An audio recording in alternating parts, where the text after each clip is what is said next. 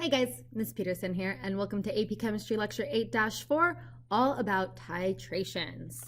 We're going to be talking about titrations, reviewing both strong acid, strong base titrations, and going over weak acid titrations and weak base titrations. We'll be doing lots of in-class practice on this, and really, all a titration is when you mix an acid and a base to find concentration. When we do titrations, we're looking at pH and just kind of seeing how that concentration of the hydronium ions changes to learn things about our solutions. So first off, we are going to review what happens when you mix a strong acid with a strong base. We did these types of titrations in Unit 4, but it's probably been a while since that. And for all of our titrations, we're going to be really focusing on like 4 areas, I guess, of the titration. Okay, the first is the initial.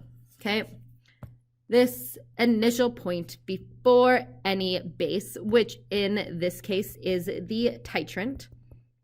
It is what is being added. So before it. Then you'll notice this chunk right here. During this chunk, what's going on is we have some base, and it's react with some of that acid to form some of that conjugate. And because we'll have the acid and base, you'll notice the pH doesn't change that much. This is often called the buffer zone. Now, for a strong acid, strong base, that doesn't quite make sense, but for weak acids, we will have a buffer during that point. Okay? Then we have the equivalence point, which is the point right in the middle of that big jump in pH. And at the equivalence point, the moles of acid equals the moles of base.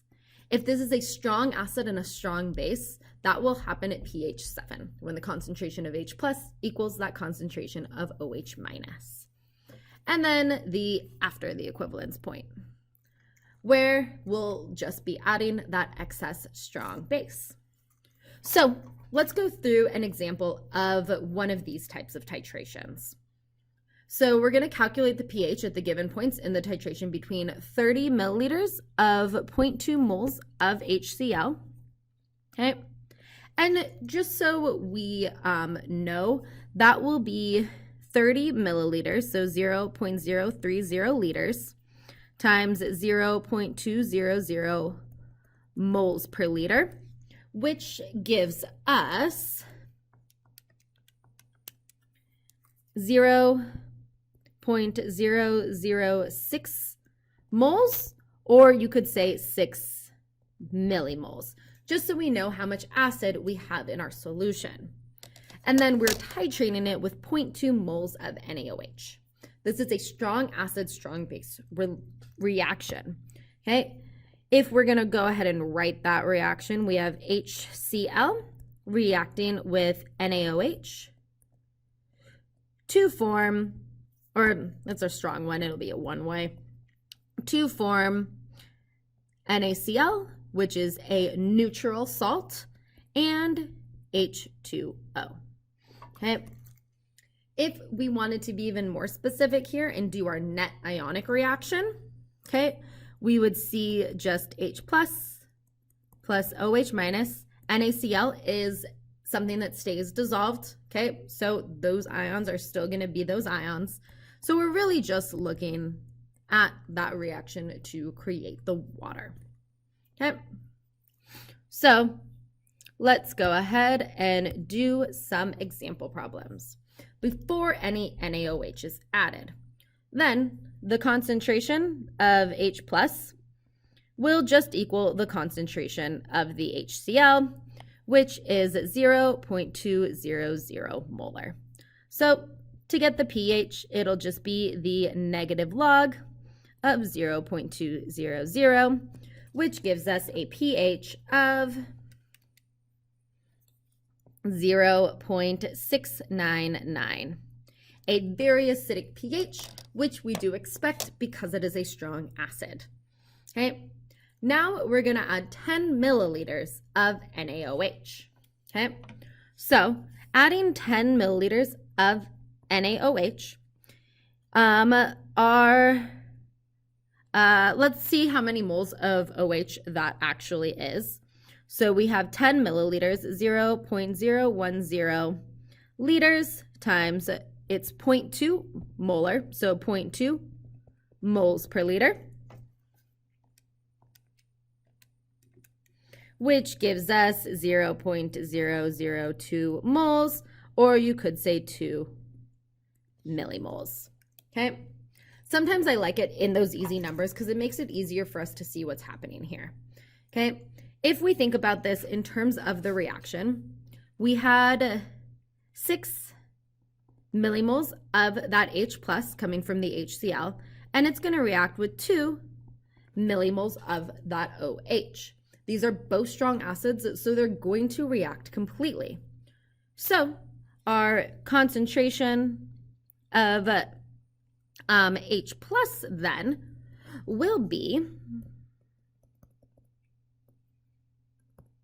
I'll go ahead and stick in moles, or actually we'll just do it in the conversion. So we had originally 6 millimoles, and then 2 of them are going to react with that hydroxide. So minus 2 millimoles over our new volume. And that's something to be careful with in these pH calculations. When we add this, we're changing that volume. So it's better to go with moles and the new concentrations. If you try to just do 0.2, that's not true anymore because we have a higher volume now. So this will be over, okay, there's our millimoles, over, we have 30 milliliters plus 10 milliliters. Now, something kind of cool that you can do, just like a little math trick here, is because milli technically means 10 to the minus 3, okay? 2 millimoles is 2 times 10 to the minus 3 moles. So just like we cancel out units, we can cancel out milli. So when this simplifies and we have 4 millimoles of acid left over 40 milliliters, we can cancel out those millis and just get moles per liter, our unit for molarity. And that comes out as 1 divided by 4, so 0.1, 0.0 molar, which corresponds to a pH of negative log of 0.100 is 1. So we saw the pH increase. Here was our pH before NaOH, and then we add some base. We expect the pH to go up, and indeed it did. Okay. Now, at the equivalence point, we need to review the definition of equivalence point. So at the equivalence point, moles of acid equals moles of base. So for our reaction, since we started out with 30 milliliters of 0.2 molar HCl, that will happen at 30 milliliters of the 0.200 molar NaOH, okay? And because they react in a 1-to-1 ratio, they are going to completely react, form all water and NaCl, a neutral salt, so the pH will equal 7. And that is a neutral pH, so let me keep it green.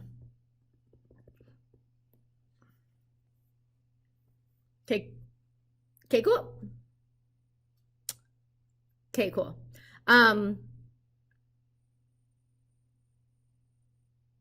Yeah. Score. Next one, after 40 mils of NaOH has been added. So after 40 mils, that means we are past the equivalence point. Okay, so if we had, okay, if we go back to that original reaction, we had 6 millimoles of the HCl.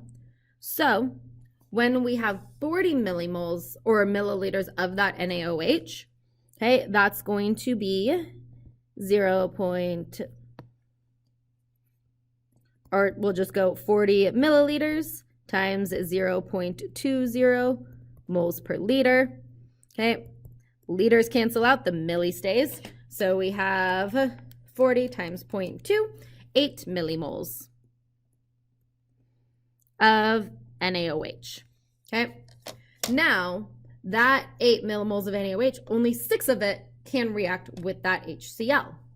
So if we subtract the 6 millimoles of HCl, because that's going to react, our new concentration then is 2 millimoles of that NaOH, which also means then 2 millimoles of the OH minus, okay? And to get that in concentration, we divide it by our new volume, which is, we originally had 30 milliliters. So 30 milliliters initially, plus this 40 milliliters. So then we have 2 millimoles divided by 70 milliliters, which gives us 0.0286 moles per liter of our OH, okay? And that's our concentration of our OH minus, okay? So to get to pH, we can do our POH, negative log of that number, to get 1.5, and therefore our pH is 1.54, is 12.46, 12.5 we'll go. Okay, cool. Okay, cool. So that was just a stoichiometry problem. Because they react completely, it is just a basic stoichiometry problem. Now, this is going to be more challenging with a weak acid. So let's go ahead and look at one of those. Okay, so here we have the titration of a weak acid with a strong base. First thing I want you guys to note is that for these titrations, the equivalence point will be at a pH greater than 7. Now, why does that make sense? Well, let's go ahead and just kind of think this through real quick. We have our weak acid. I'm going to call that weak acid HA, okay? And it's going to react with a strong base, so that is the OH minus, to produce that A minus and the H2O, okay? This HA is a weak acid, okay? The OH minus is a strong base, okay? Then we have the conjugates. The A minus is the conjugate base that goes with that HA. And the OH minus has the H2O, which is its conjugate acid, okay? So, okay, if we have that weak acid and the strong base, who is going to be kind of driving that reaction and controlling it? It's going to be the strong base, okay? So we can see that that strong base is going to be kind of driving this reaction and pushing it to that right-hand side, okay, where we have a lower concentration of H+, therefore a higher pH, okay? Remember that those are inversely proportional. Yeah. Okay, cool. Okay, cool. So we have the initial, we have the before equivalence zone. Again, here, this will definitely be the buffer zone. where we'll use the Henderson-Hasselbalch equation to find the pH. Now, right here, it says weak acid and a basic salt. Okay, this conjugate base A- is often also called the basic salt, because in reality, this is going to have like an Na plus or something with it in that reaction. So conjugate base, basic salt are talking about the same thing, talking about that A-.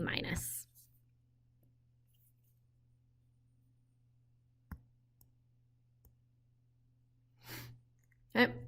At the equivalence point, we will have reacted all of our acid with all of our base, so we'll only have that conjugate base of it, and we'll use its Kb value to find the pH at that equivalence point. And then after the equivalence point, we'll just have that strong base kind of controlling that.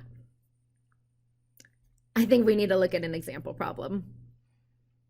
Okay, so calculate the pH at the given points in the titration between 40 milliliters of 0.1 molar propanoic acid, HC3H5O2, we have its Ka values, and given volumes of 0.1 molar NaOH.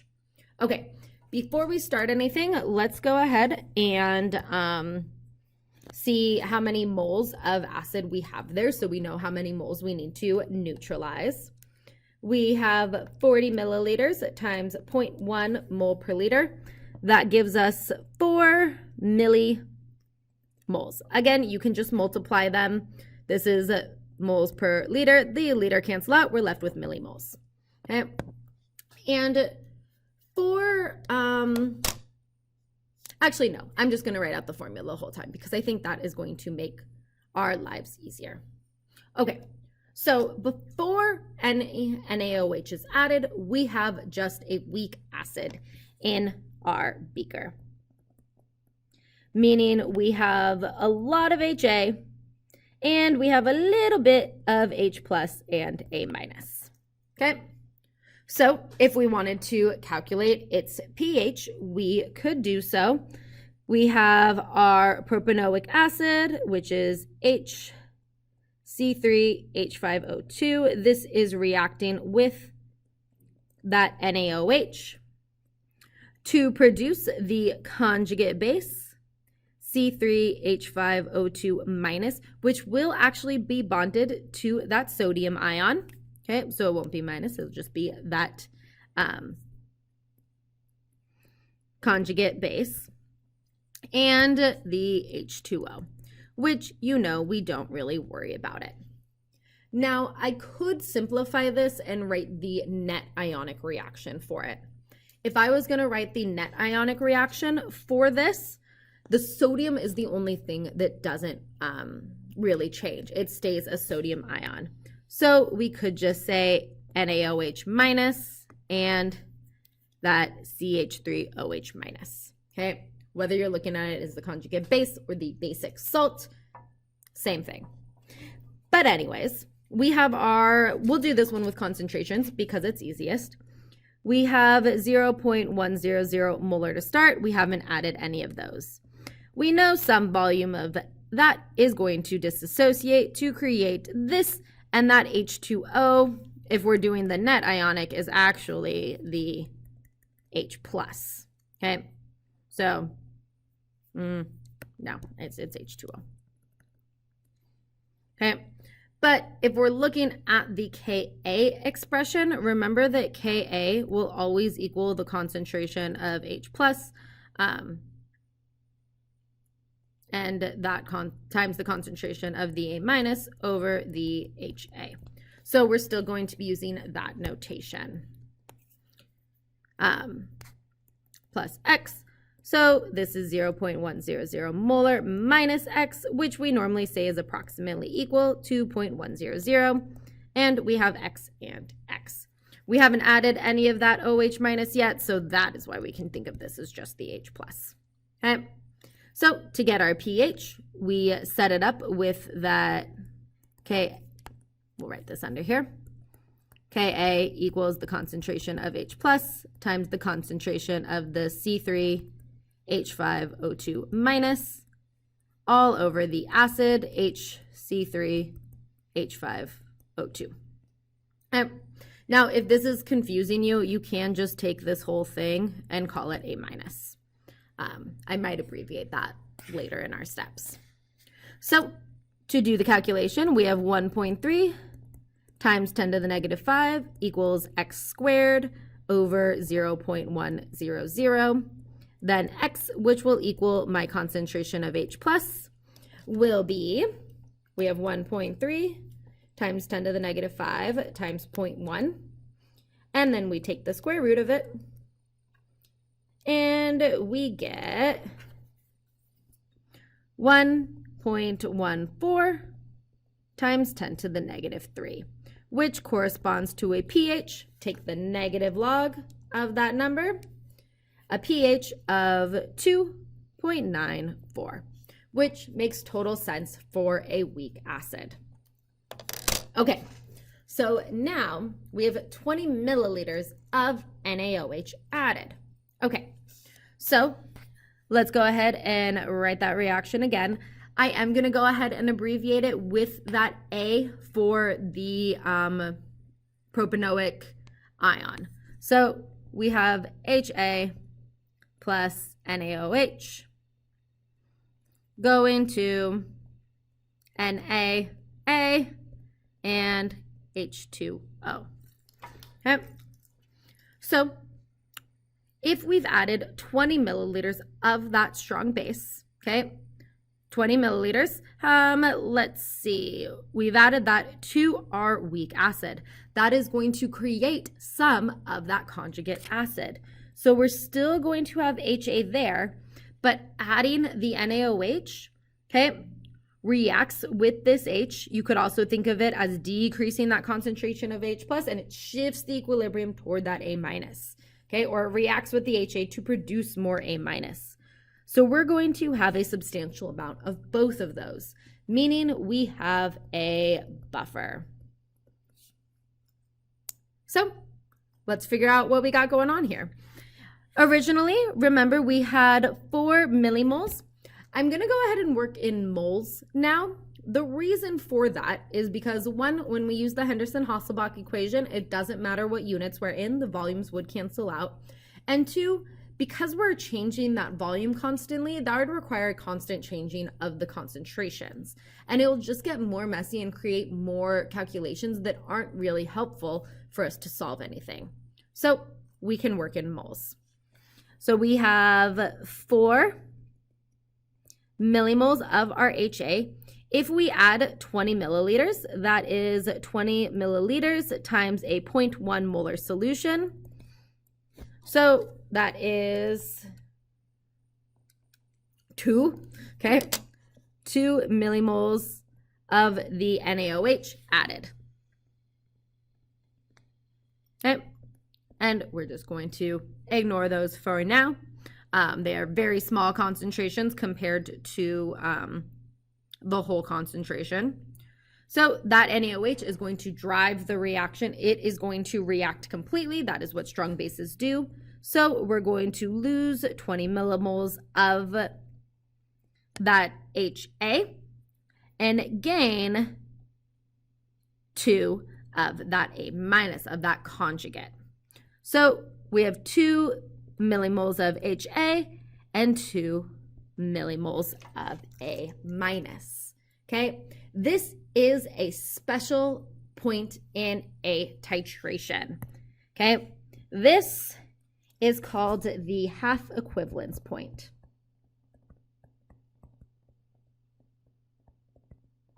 Okay, that means that we are halfway to our moles of acid equals moles of base. When we are at our half equivalence point, our moles of acid equal the moles of its conjugate base, or the basic salt, okay? And that means when we use the Henderson-Hasselbalch equation, which is pH equals pKa plus log of the base, the basic salt, the conjugate base, over RHA, these are equal. So When you divide something by something it's equal to, you get 1, meaning log of that is 0. So at the half equivalence point, pH just equals the pKa. So we have negative log of 1.3 times 10 to the negative 5, which gives us 4.886, so 4.89. Okay, cool. Okay, cool. Now, that is just a special application of this. 30 milliliters of NaOH, that is 30 milliliters times 0.1 moles per liter, which gives us 3 millimoles. We're still not at the equivalence point, so this is another scenario where we have a lot of HA and a lot of its conjugate base, A minus. Therefore, we have a buffer. So, see if you can find the pH of this one. Did you get a pH of 5.6? If yes, nice job. If not, where did you go wrong? Okay, let's keep it going with 40 milliliters of NaOH. Now, 40 milliliters of NaOH means that we have 4 millimoles of it, okay? Now, you remember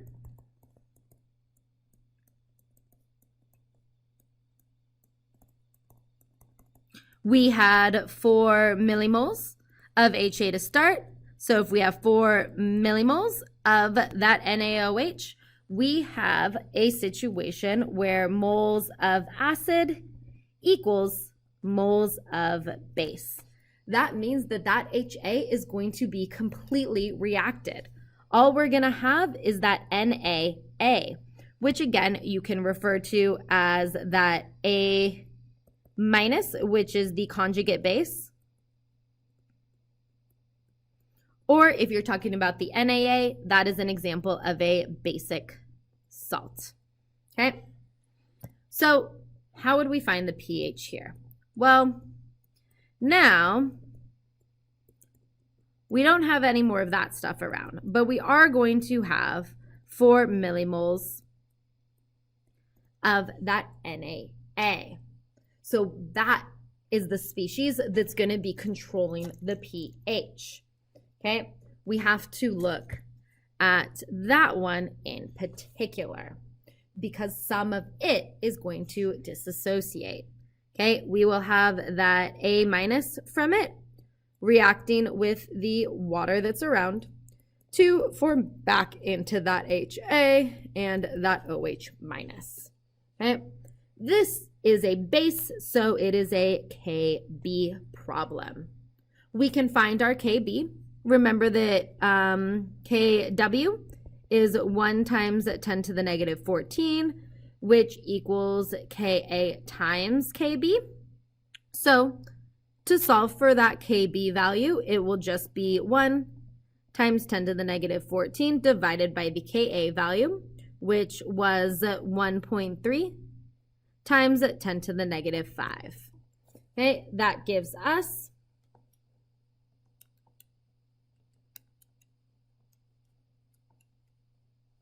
a Kb value of 7.7 times 10 to the negative 10. So some amount of this is going to disassociate, and we will end up with X and X, which means we are going to need our concentration of our A minus, which we can find. Okay, to get our concentration of the A minus, we have 4 millimoles of it over the new volume, which is 40 milliliters plus that original 40 that was, or 30 that was there, which gives us, right, is it 30 milliliters that was there? Nope, 40 milliliters was there eventually, or initially, so 40, so 80 milliliters. The millis cancel out, and we're left with 0.05 moles per liter. Now, this Kb expression will equal x squared over 0.05. Now, that is a really small Kb value, so those concentrations are going to be very small.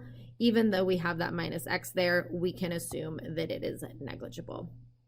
So when we solve that out, we get x, which will equal the concentration of the OH minus, okay, this one, equals 7.7 times 10 to the negative 10 times 0.05. Take the square root of it, and we get 6.2 times 10 to the negative 6, which means a pOH of 5.2, and therefore a pH of 14 minus 5.2, which is 8.8. Okay, cool. Okay, cool. Let's do one last one, and this one, okay. Oh, we should label this. This is the equivalence point.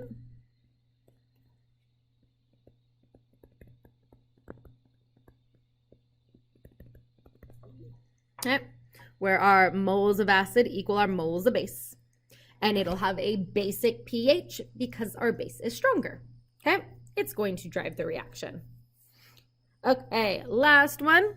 We have 50 milliliters of that NaOH added.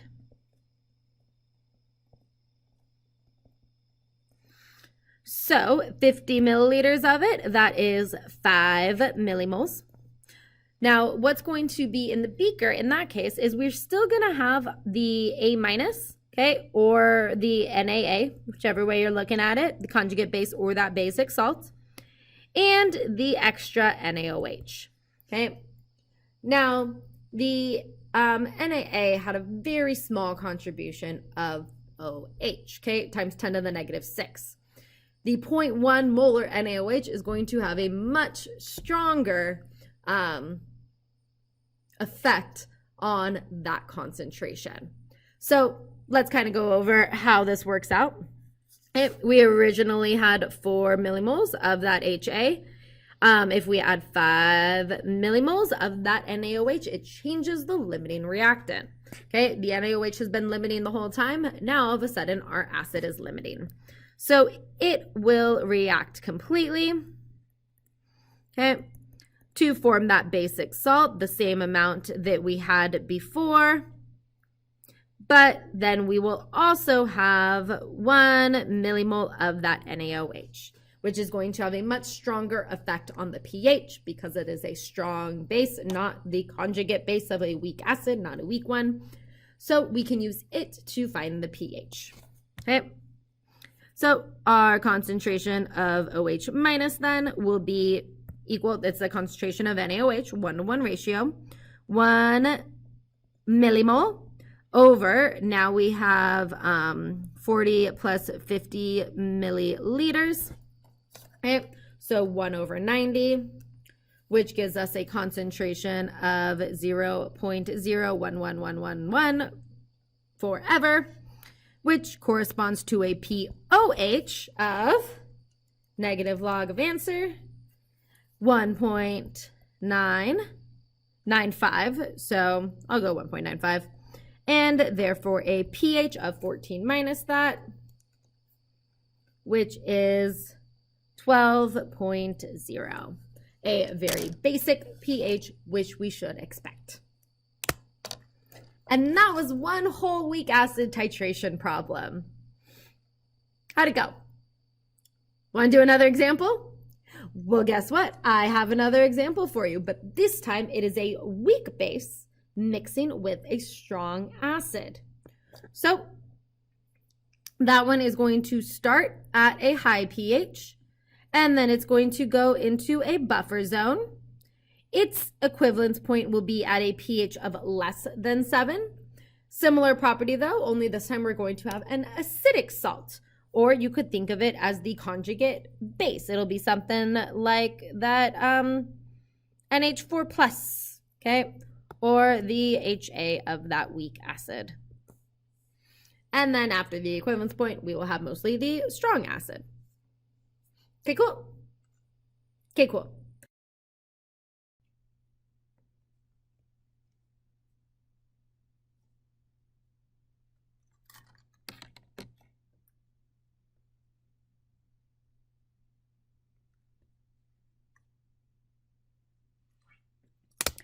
Okay, so let's look at an example titration of a weak base with a strong acid. We're going to be looking at the titration between ammonia, NH3, and HCl. So ammonia, we know, is a weak base. As this.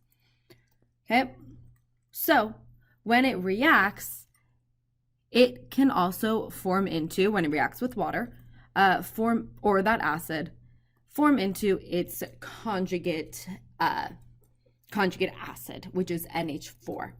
If it's reacting with HCl, we could also write that as a neutralization reaction. It would be the NH3 plus the HCl going to NH4 plus Cl and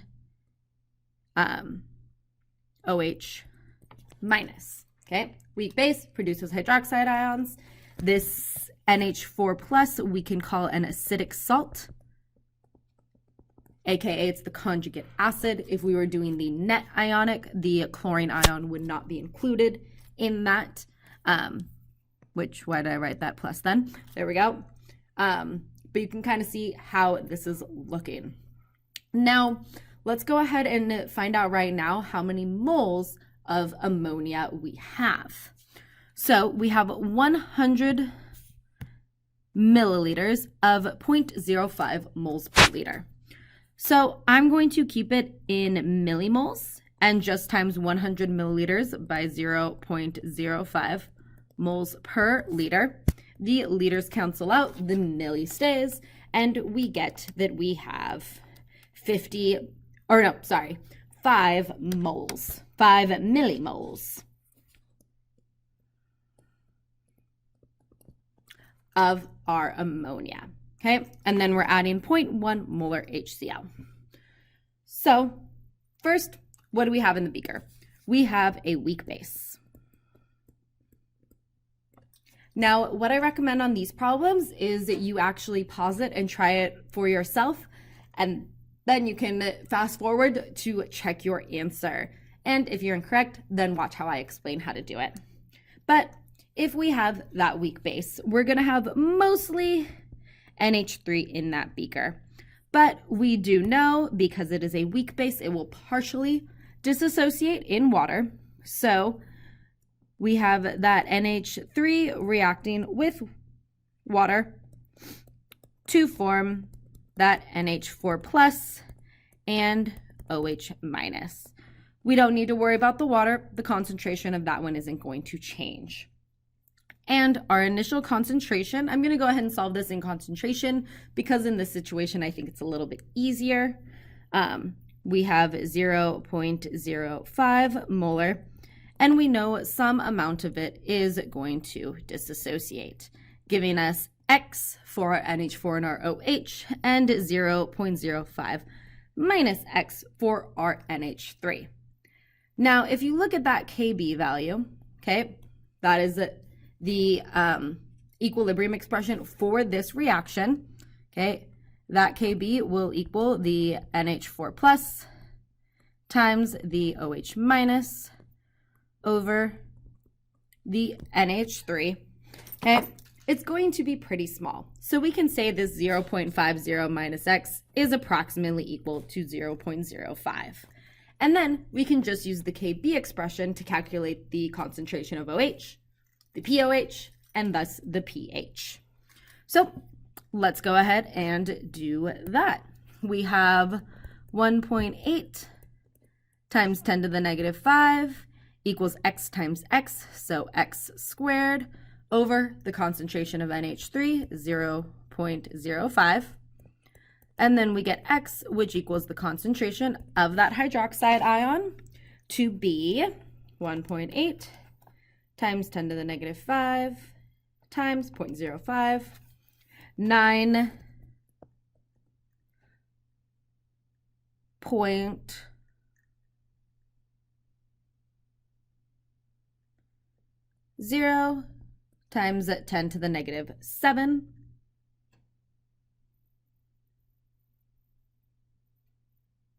Oh, and then we take the square root of it. I'm like, something looks off there. And we get 9.49 times 10 to the negative 4 molar. So the POH will be the negative log of that number, which is 3.02. And the pH we can then find from just 14 minus that, which is 10.9. That is a basic pH, which is what we were expecting because ammonia is a weak base. So now let's start the titration. We're adding 100 milliliters of that HCl. Now, if we have, 10 milliliters of HCl. And that HCl that we're adding is the 0.1 molar, so times 0.100 molar, meaning that we have added 1 millimole of our acid, of that H+. So what's going to be in the beaker? Well, we haven't added enough to react with all of the ammonia, so we are going to still have that weak base, NH3, in the beaker, but that acid is going to drive the reaction and react with some of that weak base, forming that NH4+, which is its conjugate acid, or an acidic salt. You got a base, you got the conjugate, you got a buffer. So let's go ahead and work it out. We have NH3 plus that H+. I'm only going to write the net ionic, so I'm ignoring that chlorine ion for simplicity here, giving us that NH4+. We started with 5 millimoles. Again, it's a buffer. I'm going to be using Henderson-Hasselbalch, which is just a ratio. If we're just using a ratio, we can work in moles or concentration, whatever is easiest.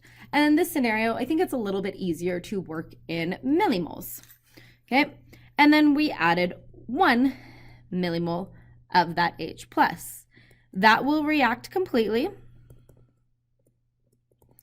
and leave us with 4 millimoles of the weak base and 1 millimole of the conjugate acid. Okay, so a couple ways that we can calculate the pH. We can find the Ka value and use the Henderson-Hasselbalch as is, or we could also use the Henderson-Hasselbalch in the POH form. And that's what I'm going to go ahead and do. But note that it will work either way. So for this one, I'm going to use that POH equals PKB plus the log. When we do it with the acid, it is base over acid. So if we're doing pH, it's going to be the reverse. So it'll be the acid, which in this case is the NH4+, over the base. Okay. Cool. Okay, cool. So we just plug all of this into our calculator. We have the negative log of 1.8 times 10 to the negative 5 plus the log of 1 over 4. We expect the pH to still be basic because we have more of that base, meaning the POH should be less than 7.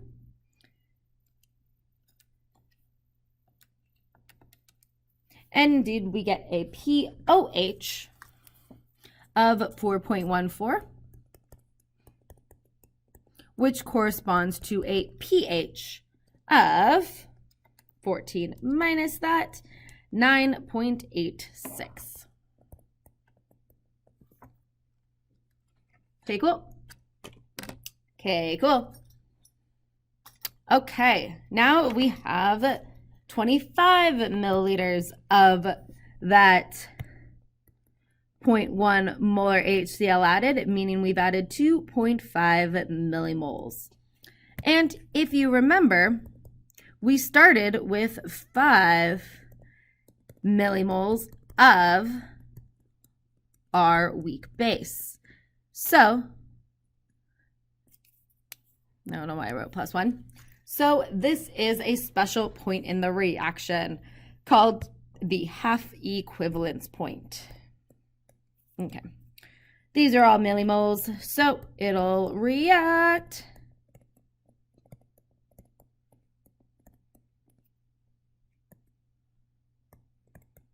And you can see that at this point, we're going to have equal amounts of ammonia and ammonium. This is the half equivalence point.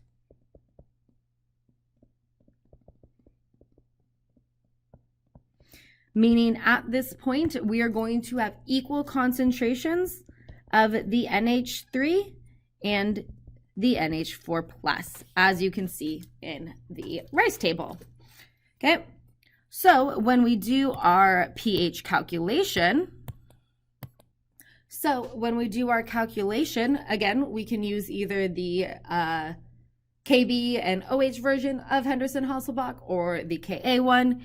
Either way will work. I'm going to go ahead and stick with POH equals pKb plus the log of the acid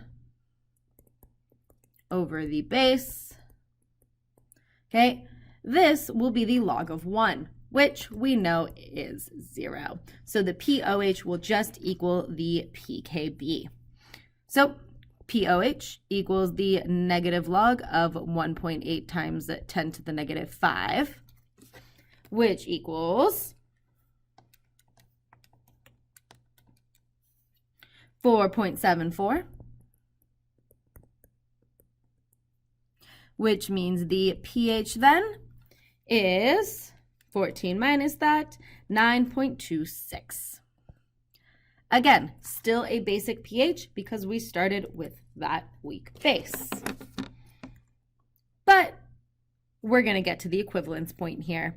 50 milliliters of that HCl times that 0.1 molar gives us 5 millimoles of HCl.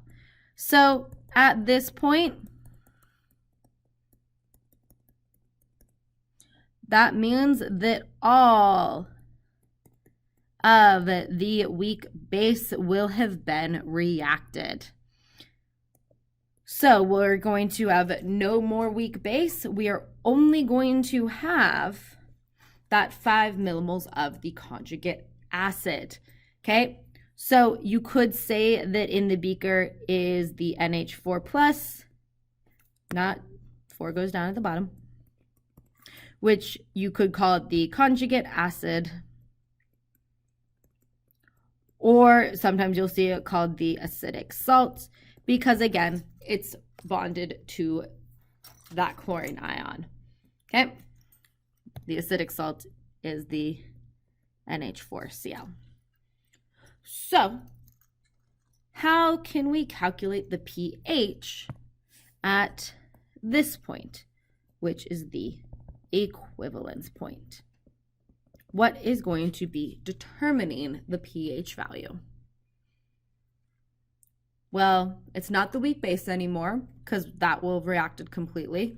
So will have the strong acid. So it's that NH4+, that acidic salt, that is going to be driving the pH calculation as it disassociates into that NH3 and H+.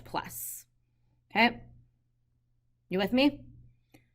So I'm going to find the Ka value of the NH4. So it'll be Kw divided by Kb, which gives us 5.56 times 10 to the negative 10. That is the Ka value for ammonium. So what will its concentration be? Okay, Again, we can't use really Henderson-Hasselbalch anymore because we don't have a buffer system.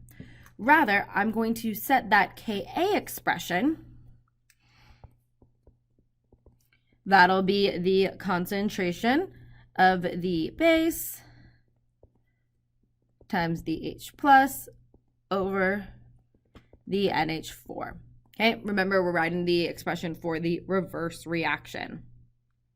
So I know my Ka value, and I know, I can find my approximate concentration of the NH4. So if that is 5 millimoles, how many milliliters do I have? Well, originally, if we go back up here, okay, we had 100 milliliters of our base. And we have added 50 milliliters of the acid. So that'll be 5 millimoles divided by 150 milliliters. The milli cancels out, and we get 5 divided by 150, which is 0.03. 0.033 molar, okay, for a concentration of that NH4. The Ka value is very small, so a very small percentage of it is going to be changing into the conjugates. So we can just use that 0.033. If we set that up, we have 5.56 times 10 to the negative 10. These will both be x, so equals x squared over the NH3, 0.033 molar, and we get x, which will be the concentration of H plus, to be 5.56 times 10 to the negative 10 times 0.033, and then we take the square root of it, and we get 4.28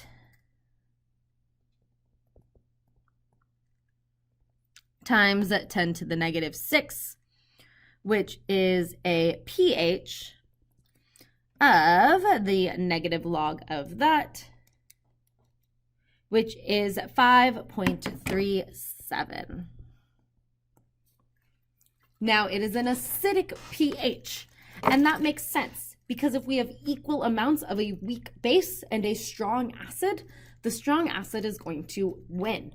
So we have an acidic pH at the equivalence point. Okay. Note, you can also see that, Okay. Okay, cool. Okay, cool.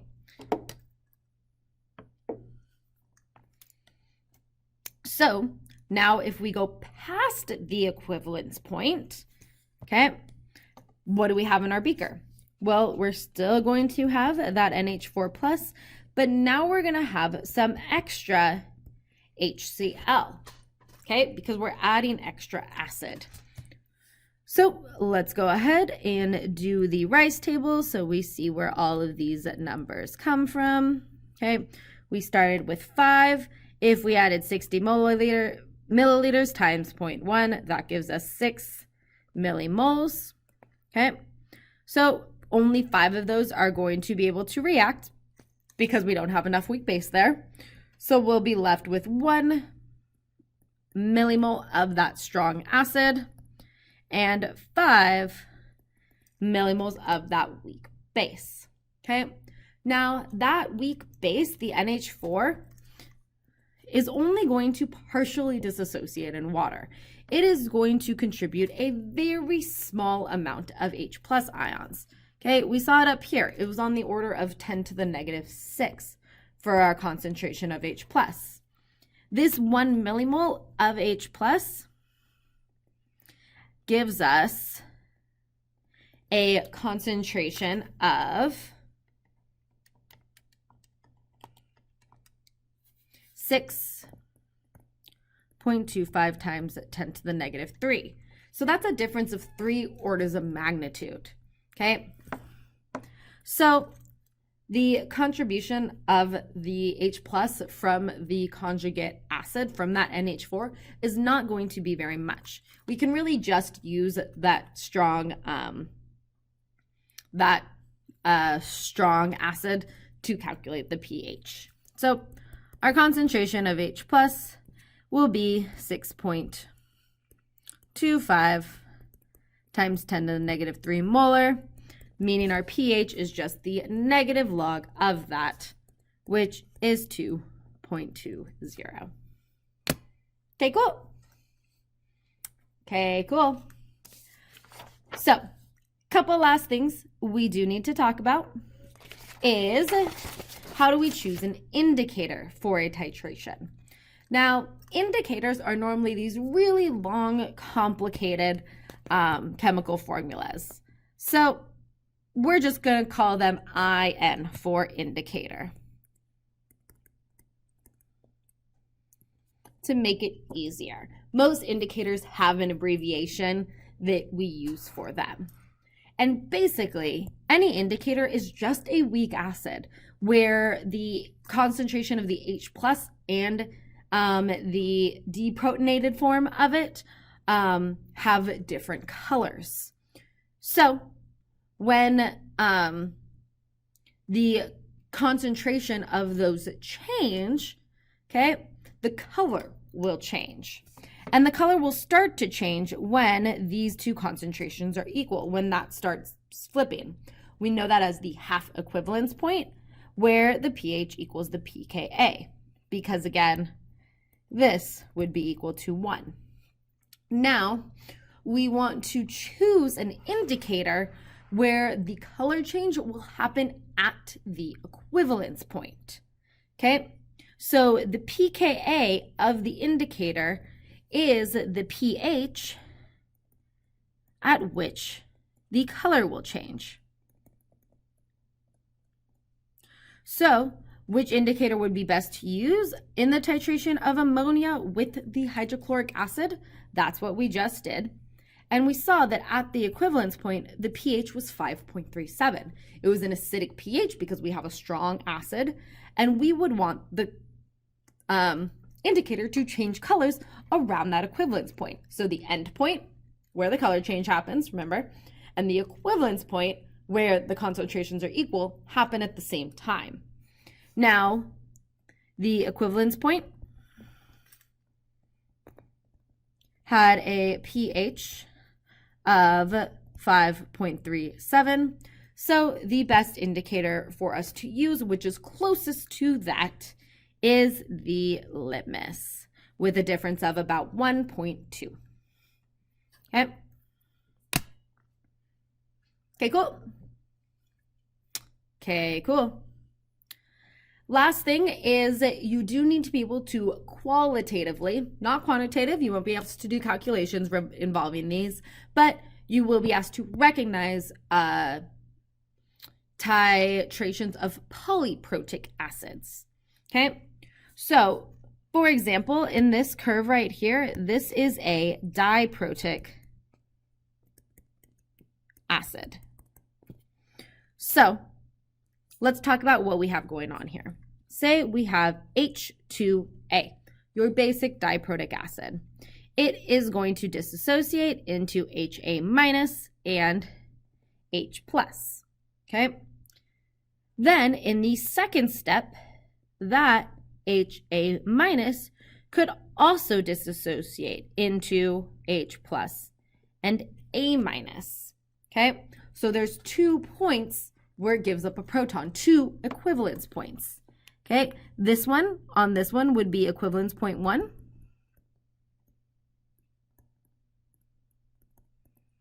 Okay, and right here, okay, where that sharp change in pH happens, is equivalence point 2.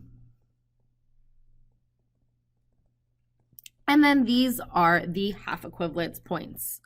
We'll call this one K1 and this one K2. So at this first half equivalence point, that's K1, that is when the concentration of H2A equals the concentration of HA minus, okay? And then at the first equivalence point, we are going to have mostly just that HA minus, okay? Oh, and this will be A2 minus, messed up there. At the second equivalence, the second half equivalence point, that is when the concentration of that HA minus equals its conjugate, which is the A2 minus. And at equivalence point 2, we will have mostly A2 minus. Okay. This one is where we have the most strong base. Okay. Because the base has been added. And here is where we're starting with mostly that H2A.